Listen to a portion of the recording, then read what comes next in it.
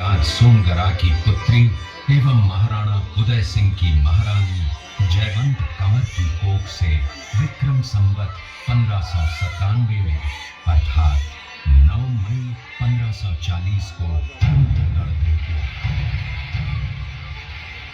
बाल्यकाल चित्तौड़गढ़ में गुजरा। सन 1567 में अकबर ने जब चित्तौड़गढ़ पर आक्रमण किया तो मेवाड़ के प्रमुख सरदारों और सेना नायकों के आग्रह पर महाराणा उदय सिंह ने चित्तौड़गढ़ छोड़ दिया। अपने देश, कुल, गौरव और मातृभूमि की मर्यादा के लिए प्राण न्योछावर करने वाले योद्धाओं और ललनाओं से प्रताप ने न केवल सीख ली बल्कि ये घटना उनके जीवन का आधार बन गई।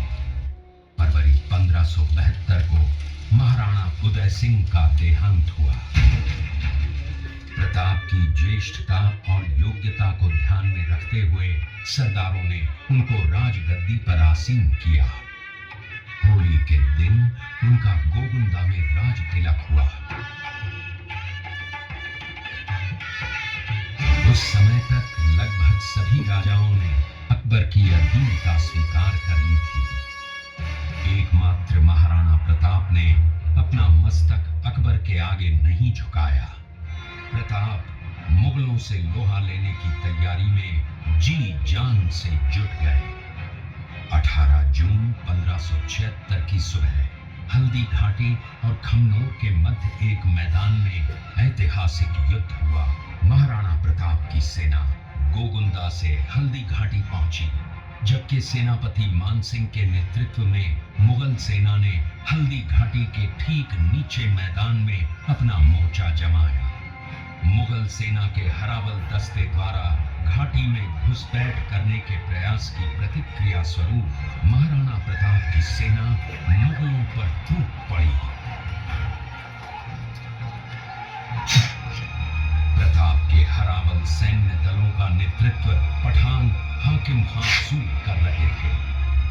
भीरू राणा, जो राणा पूंजा के नाम से भी जाने जाते हैं, उनके नेतृत्व में भील आदिवासियों ने गोरिल्ला पद्धति से युद्ध करते हुए मुगलों के छक्के छुड़ा दिए।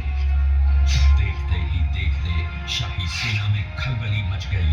रक्त तलाई, घोड़ों के टापों, हाथियों की चंघारों और तलवारों की झनकारों से गूंज उठी।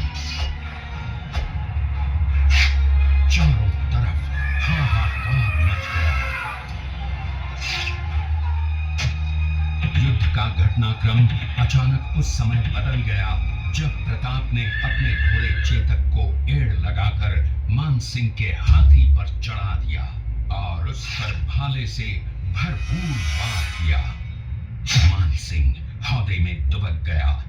हाथी से उतरते समय चेतक की एक टांग कट गई। इस स्थिति को भांपकर महाराणा प्रताप के हमशक्ल सेनापति झालामान ने महाराणा प्रताप से आज्ञा लेकर उनका राजमुकुट धारण किया। मुगल सेना झालामान को महाराणा प्रताप समझकर उन पर टूट पड़ी और झालामान शहीद हो गए।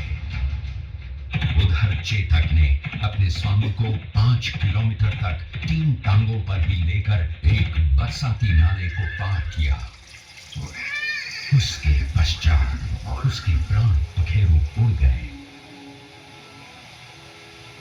इस युद्ध से महाराणा प्रताप के मन पर गहरा प्रभाव पड़ा। परिणाम स्वरूप उन्होंने मुगलों पर विजय प्राप्त करने तक राजसी ठाट बाट छोड़ने और पत्तों पर भोजन करने का प्रण लिया, जिसे उन्होंने जीवन भर निभाया।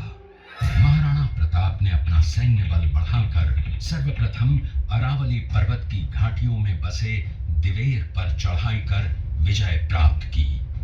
इसके बाद कुंभलगढ़ पर भी विजय प्राप्त की। सिर्फ चित्तौड़गढ़ को छोड़कर सारे मेवाड़ को अपने अधीन कर लिया। कालांतर में महाराणा ने चावंड में अपनी राजधानी स्थापित की।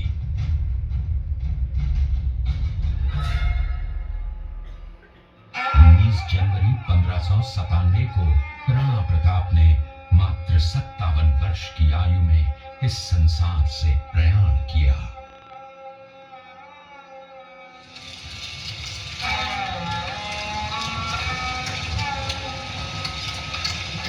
हल्दी घाटी का युद्ध एक सांप्रदायिक युद्ध न होकर आत्मसम्मान, मातृभूमि की स्वतंत्रता व स्वाधीनता का संघर्ष था।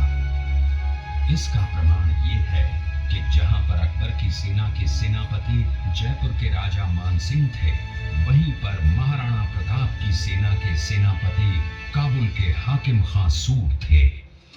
महाराणा प्रताप स्वतंत्रता की वेदी पर एक ऐसा अंगारा था जो आत्मसम्मान व देश गौरव के लिए दिन रात जलता रहा, धधकता रहा और अंत में बुझकर भी उसने देश में ऐसा लौह भर दिया जिसकी प्रखर किरणों ने भारत माता को गुलामी की जंजीरों से मुक्त कराने के लिए सदा प्रेरित किया।